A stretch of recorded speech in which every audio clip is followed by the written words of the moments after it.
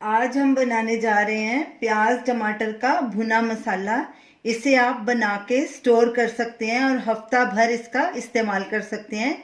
ये खासकर उन लोगों के लिए यूज़फुल है जो जॉब करते हैं। वैसे हम आम भी अपने घर में बना के इसको स्टोर कर सकते हैं। इस मसाले को बनाने के लिए इन चीज़ों की ज़रूरत है। ऑयल, हमने सरसों का ऑयल यूज़ किया है, आप दूसरा वेजिटेबल ऑयल भी यूज़ कर सकते हैं। 250 ml। ये 600 ग्राम प्याज है। इसे हमने छिलके उतार के वॉश करके और किसी भी तरह रफ हमने इसको चॉप कर लिया, क्योंकि हमने इसे ग्राइंड करना है। टमाटर ये भी बारीक कटे हैं, 600 ग्राम लिए हैं।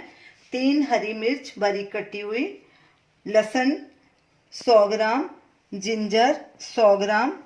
ये कुछ सूखे मसाले हैं। 3 टीस्पून हमने जीरा लिया है, 2 मोटी इलायची उसको क्रश कर लिया और 5-6 लौंग लिए हमने। और ये देगी मिर्च ली है 5 टीस्पून, हल्दी 5 टीस्पून, नमक स्वाद अनुसार या 10 टीस्पून, तकरीबन 50 ग्राम है। धनिया पाउडर 5 टीस्पून, कसूरी मेथी 5 टीस्पून। सबसे पहले हम गैस चलाएंगे और ये सूखे जो मसाले हैं इनको और लहसुन अदरक प्याज टमाटर को ड्राई रोस्ट कर लेंगे। इसको पहले थोड़ा सा भून लेंगे, तकरीबन आधा मिनट। गैस मीडियम पे रखनी है। अब इस आधा मिनट हो गया है। अब इसमें प्याज, सबसे पहले प्याज डालेंगे, टमाटर डालेंगे, लहसुन अदरक और हरी मिर्च, और इसको हम ड्राई रोस्ट करेंगे तकरीबन 5 मिनट के लिए। गैस मीडियम पे ही रखनी है और स्टर करते रहना ताकि मसाला नीचे नहीं लगे। 5-6 मिनट हमने इन सब चीज़ों को ड्राई रोस्ट कर लिया है। अब गैस करेंगे बंद और इसको ठंडा होने देंगे, फिर इसको ग्राइंड कर लेंगे। मसाला ठंडा हो चुका है। अब इसको ग्राइंडर में डाल के फाइन पेस्ट बना लेंगे। रोस्टेड इंग्रेडिएंट्स को हमने ग्राइंड करके उसका फाइन पेस्ट बना लिया। अब हम भुना मसाला बनाना शुरू करते हैं। सबसे पहले पैन में तेल डालेंगे। हमने सरसों का तेल इस्तेमाल किया है, आप कोई भी तेल इस्तेमाल कर सकते हैं।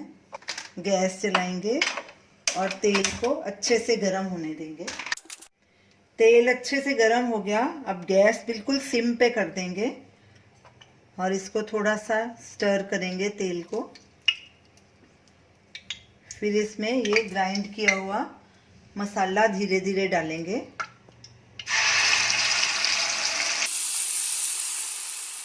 अच्छे से मिक्स करेंगे और कड़छी से लगातार पहले इसको हिलाएंगे ताकि नीचे नहीं लगे मसाला, और इसको ब्राउन होने तक भूनेंगे। मसाले को हमने ऑयल के साथ अच्छे से मिक्स कर दिया। अब गैस को हम मीडियम आंच पे कर देंगे और इसको ब्राउन होने तक भूनेंगे। बीच बीच में इसको स्टर करते रहना ताकि मसाला नीचे नहीं लगे।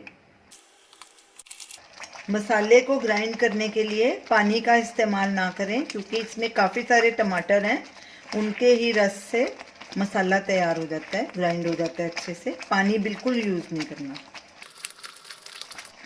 10 मिनट हो गए हैं। अब बाकी के मसाले भी इसमें डाल देंगे और इसको फिर ब्राउन होने तक अच्छे से भूनेंगे। नमक, धनिया पाउडर, हल्दी पाउडर, मिर्ची पाउडर और कसूरी मेथी। हमने इसमें गरम मसाला नहीं डाला। गरम मसाला जब इस मसाले से कोई भी सब्ज़ी बनाएंगे तो उस वक्त सब्ज़ी के हिसाब से गरम मसाला डालेंगे, क्योंकि वो फ्रेश ही टेस्टी लगता है।